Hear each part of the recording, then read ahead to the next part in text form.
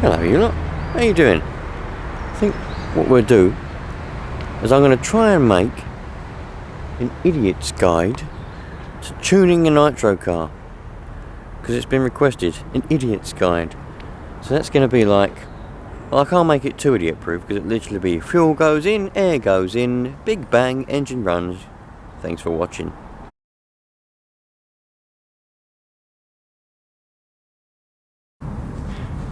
But what I can do is try to explain it. So this is going to be part 1. There's going to be a small series of at least 2 parts, 2 videos on how this works. So basically, obviously you've got your engine, you've got your air filter there, which is where your air goes in. Let's get this in a better position actually. Okay. Let's use this little gate as like a table. So we've got the air going in through the air filter. You've got the fuel going in through that fuel tube that goes in there. This is the high-speed needle here. This needle basically regulates the fuel going in, not the air. People think it regulates air, it doesn't. It regulates fuel going in on the higher RPM, so as you're pulling away and things like that. And then you've got the other needle down here, the lower speed needle, which regulates the fuel going in on the lower speeds, you know, like tick over and, you know, slightly above tick over, and then it'll change over to the high speed needle. If you can imagine a needle, it's like a screw, but it's got a point on the end of it.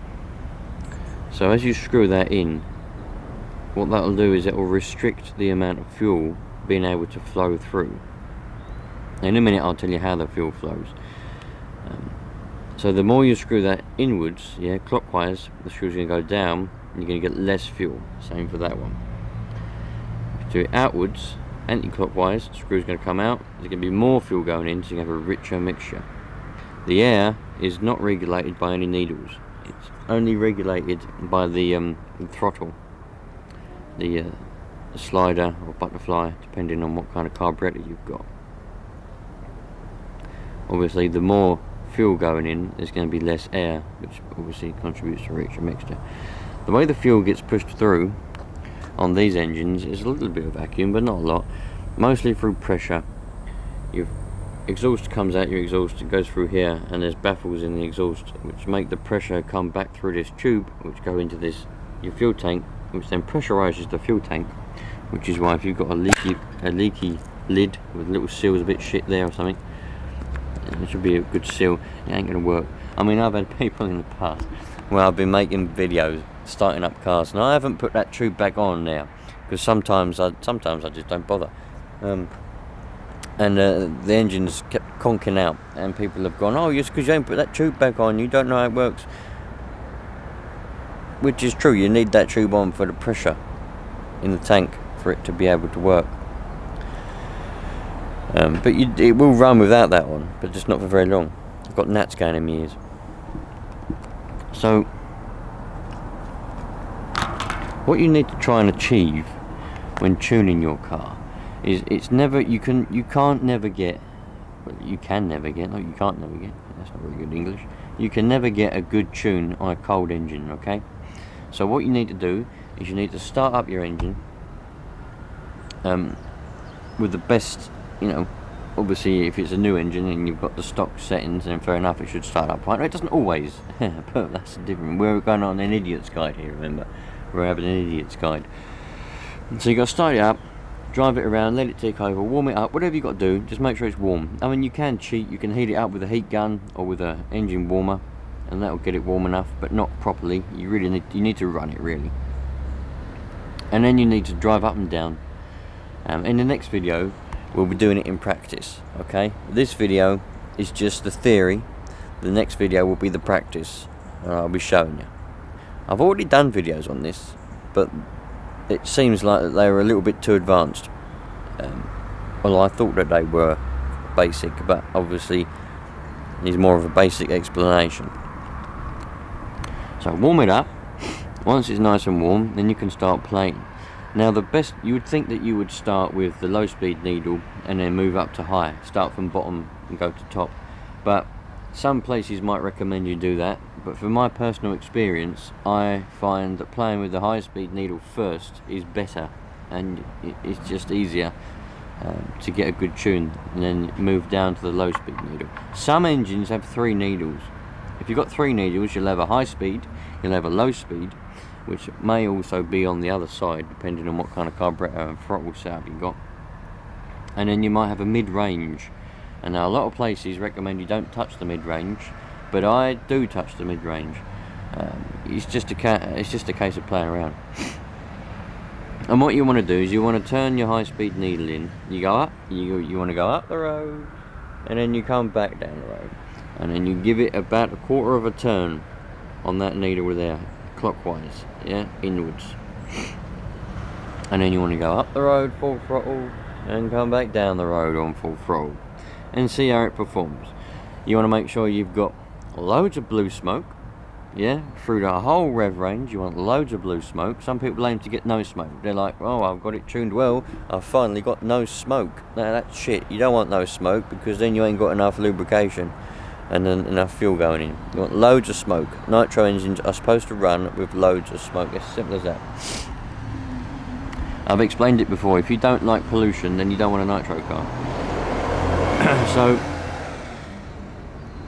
you know, you keep going up and down until it should get quicker and more responsive each time. Even on the lower revs, it will affect it. If it starts to get a little bit unresponsive or die or sort of make sort of weird noises, then you need to back off again and make it more richer. And they give you a little bit more fuel, because if you go too lean, you're going to lose all your performance and all your power, and also you don't want to be running your engine lean anyway.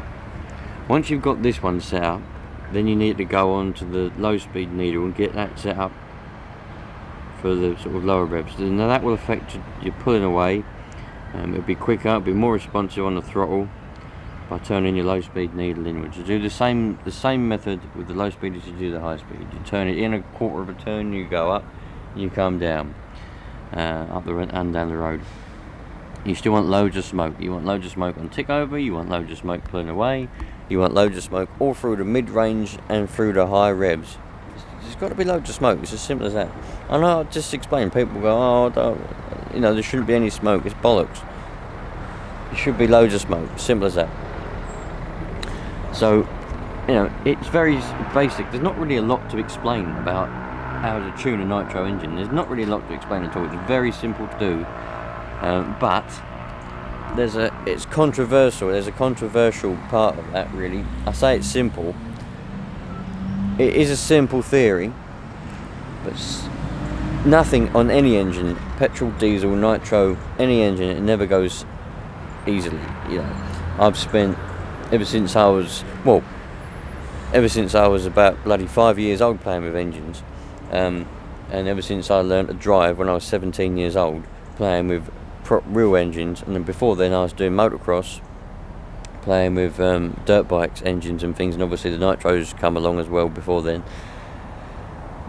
And I can actually say from loads of experience, it's simple theory to tune an engine, but it never goes to plan. You have to play around and fiddle and play around, and that's where a lot of people's patience starts to just get bored and fed up with it. So, the theory behind it. You literally have to turn those needles. But there's other factors as well, such as weather. You need to retune for cold weather and hot weather and things like that. Hot weather needs less fuel, cold weather needs more fuel. So you'll have to richen up for cold weather, lean up for hot weather.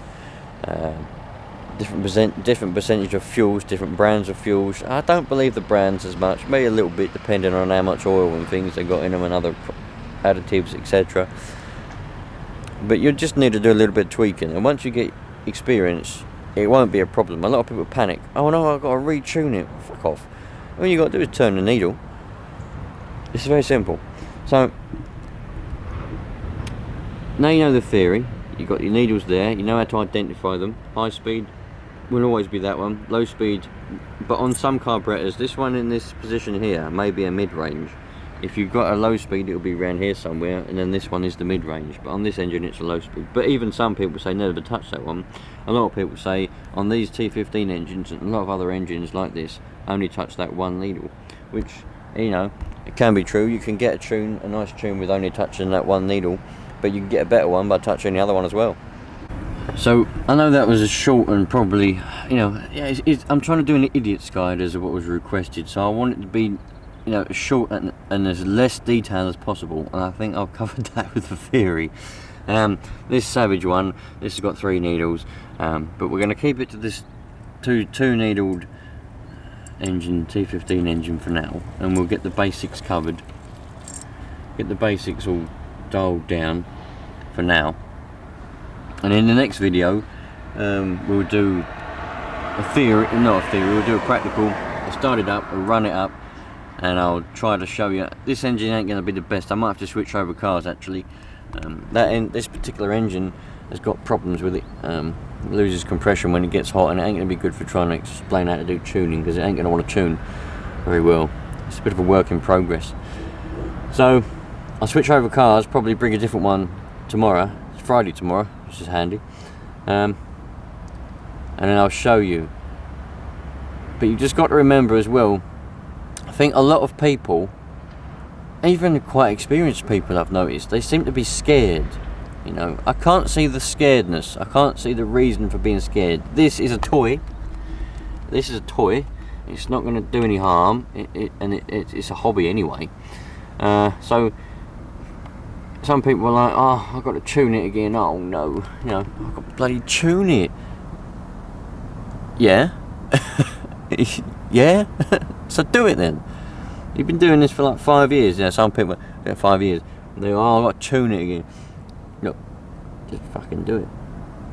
So I'm just trying to think now in my head. I'm trying to think, is there anything else theory-wise for the basic of basics that I can say other than don't be scared. You're not going to do any major damage just by tuning, alright? Yeah, I know you can do damage by running lean. You can do damage by running rich, but we'll leave that out of the equation for now. You can do damage by running lean, but just for you just tuning it, going up and down the road trying to tune it, you ain't going to do no damage whatsoever. Yeah, if you run it lean and you keep running it lean like a lot of people do, I see a lot of people's videos, they're running it lean, they're having a day out going over jumps and things, and it's running lean as fuck. That's when you're going to do your damage. Just by tuning it, going up and down, you ain't going to do no damage, you know. So if you turn that needle in and you're going up the road and all of a sudden it starts to run lean and making that weird diggity noise, and you think, fuck, I've damaged it. You ain't done no damage whatsoever, I guarantee it. So yeah, hopefully you understand the theory behind it, and in the next video, as I said, I'll run it up and then we can actually see how it comes into play, how the theory comes into actual play and actually works. Can't do that today. Well, I wasn't going to film it today because I've got this car and it ain't going to tune very well, and the Savage ain't really going to be much use. I think I'll bring the MP9 tomorrow and I'll retune that and show you how it works, how the theory comes into play. Righto, you lot. Any other questions? Just let me know, and I'll do my best to make a video on it.